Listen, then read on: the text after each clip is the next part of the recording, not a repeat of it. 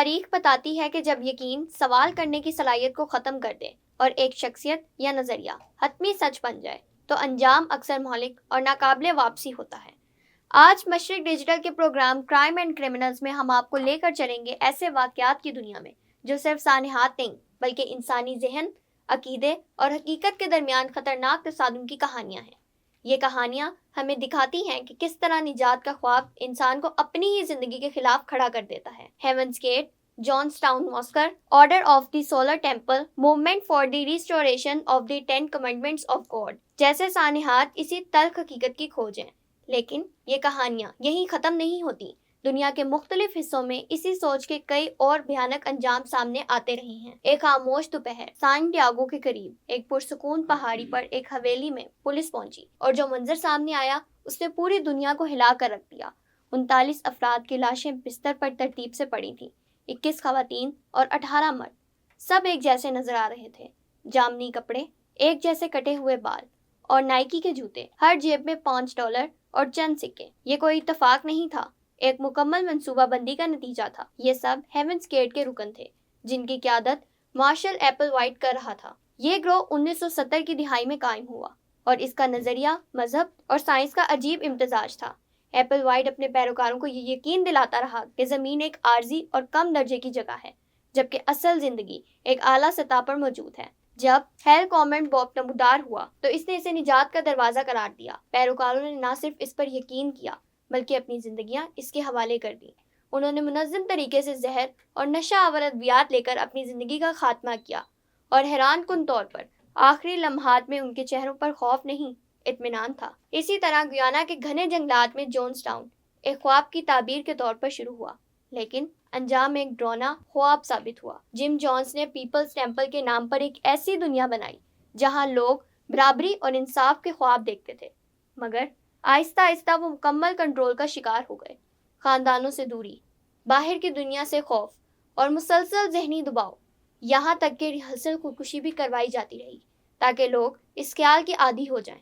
نومبر 1978 میں جب کانگریس مین لیو ریان وہاں پہنچے تو سچ سامنے آنے لگا اور جیسے ہی وہ واپس جانے لگے انہیں قتل کر دیا گیا۔ اس کے فوراً بعد جم جونس نے اپنے پیروکاروں کو آخری حکم دیا۔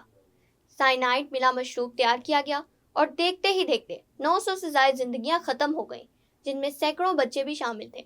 یہ صرف ایک سانحہ نہیں تھا بلکہ انسانی نفسیات پر ایک سیاہ دھبہ تھا۔ 1990 کی دہائی میں یورپ اور کینیڈا میں the order of the Solar temple نے ایک اور پراسرار اور خوفناک باب رقم کیا۔ یہاں موت کو آخری انجام نہیں، اگلے مرحلے کا آغاز سمجھا گیا۔ لوگوں کو یہ یقین دلایا گیا کہ وہ ایک اعلیٰ روحانی دنیا میں منتقل ہو جائیں گے۔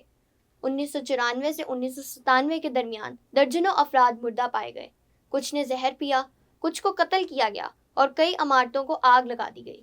یہ سب کچھ ایک منظم منصوبے کے تحت ہو رہا تھا جسے روحانی آزادی کا نام دیا گیا۔ یوگانڈا میں movement of the restoration of the 10 commandments of God بھی کچھ ایسا ہی کیا، مگر اس بار انجام اور بھی زیادہ ہولناک تھا۔